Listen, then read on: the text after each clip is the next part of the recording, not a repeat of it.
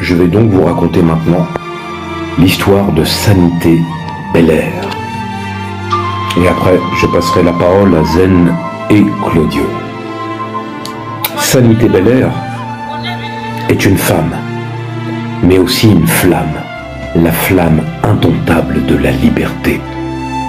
Sous le soleil ardent de Saint-Domingue, là où la mer émeraude caresse des plages d'un blanc éclatant, et où les mornes s'élèvent, tels des géants silencieux, une jeune femme marche sur les chemins de l'histoire. Elle s'appelait Sanité Belair, et à chaque pas qu'elle fit, c'est une marque de courage qui défiait l'entendement. Elle est née à Verrette. Sanité était libre, dans une terre où la liberté était un luxe réservé à quelques rares élus. Mais être affranchie ne suffisait pas.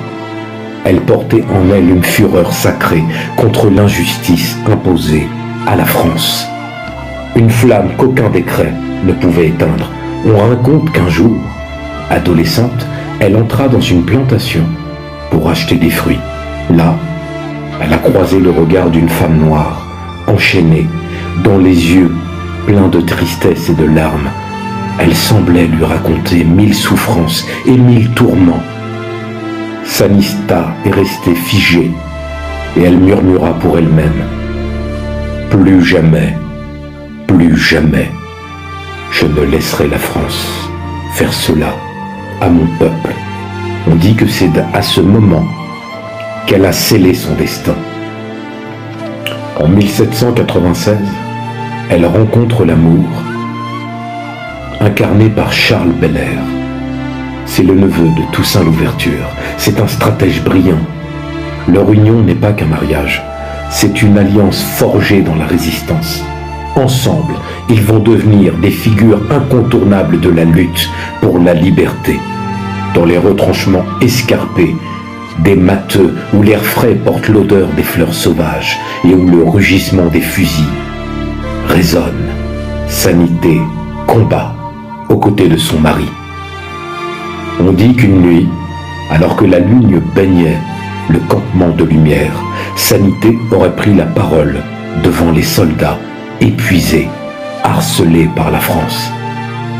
La voix vibrante comme le tambour des cérémonies vaudou, elle leur dit: le sang de nos ancêtres a fertilisé cette terre. Si nous tombons, nous ne serons pas morts, parce que nous sèmerons par notre sang la liberté. Les Français sont venus ici pour nous mettre des chaînes. Mais nous sommes ici, prêts à mourir pour notre peuple. Sanité n'était pas seulement une combattante, c'était une chef respectée. Un jour, alors que les troupes manquaient de munitions, elle mena un raid audacieux contre un dépôt français. Avec une poignée d'hommes, elle s'infiltra dans le camp ennemi, se glissant comme une ombre sous le couvert des arbres. On raconte qu'elle dégaina son sabre pour protéger un jeune soldat haïtien blessé, abattant 3 hommes, d'un mouvement fluide, si parfait, que tous étaient étonnés. Et quand elle est revenue, avec les munitions, la poudre et les balles, tous ses compagnons l'ont surnommée la lionne des Mornes. Mais Napoléon veut briser Saint-Domingue. Il ne veut pas qu'Haïti existe. L'élan révolutionnaire est en marche.